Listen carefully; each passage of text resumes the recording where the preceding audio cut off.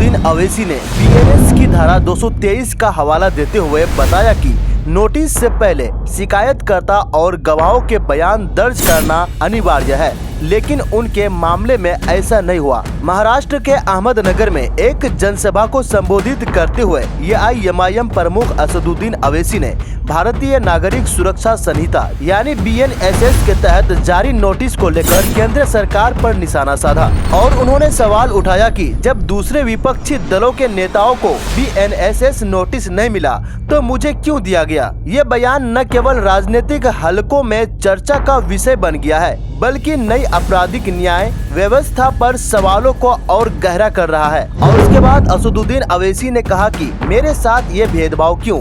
ये घटना लोकसभा में बीएनएसएस संशोधन विधेयक पर चर्चा के दौरान की है।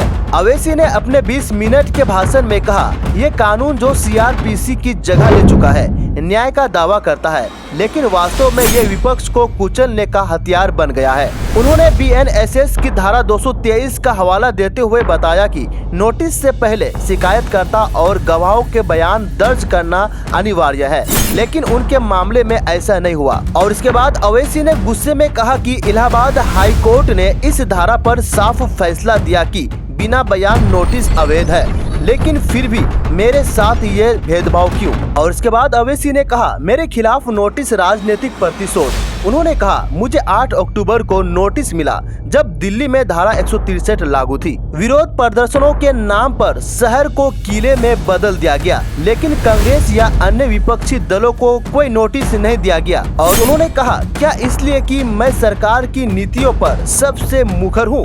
अवैसी ने जोर देकर कहा, बीएनएसएस में फोरेंसिक जांच 7 साल से अधिक सजा वाले अपराधों के लिए अनिवार्य है, लेकिन मेरे मामले में प्रक्रिया का पालन नहीं हुआ और ये नोटिस राजनीतिक प्रतिशोध है। और इसके बाद अवैसी ने कहा कि खामोखा मुझे ये लव लेटर दे रहे हैं, मैं ही अकेला मर्द हूँ। अगर महात्मा गांधी और भगत सिंह जिंदा होते तो इस कानून के विरोध में खड़े हो जाते। आप मुझे नोटिस भेजे। आपको क्या लगता है मुझे भारत से मोहब्बत नहीं है? सिर्फ आपके जो पॉलिटिकल मास्टर बोलेंगे आप सुन लेंगे। आप खामोखा मुझे ये लव लेटर दे रहे हैं। अवैसी ने 2023 के सत्र का जिक्र करते हुए कहा कि लोकसभा में 151 सांसदों को निलंबित करने का इतिहास दोहराया जा रहा है। मैंने देश सेवा के लिए राजनीतिक चुनी, न कि डर के लिए। अगर बीएनएसएस न्याय का गारंटी है तो सभी पर समान रूप से लागू हो, अन्यथा ये लोकतंत्र पर हमला है। और सदन में विपक्ष ने तालियां बजाई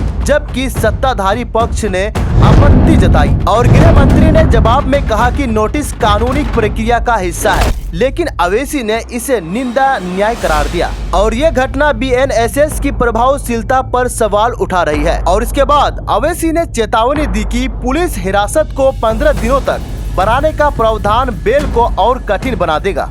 विपक्ष अब सुप्रीम कोर्ट जाने की तैयारी में है। अवैसी ने अंत में कहा, मैं डरने वाला नहीं हूँ, ये लड़ाई न्याय और लोकतंत्र के लिए है। वीडियो इंफॉर्मेटिव लगने पर सब्सक्राइब और शेयर जरूर करें।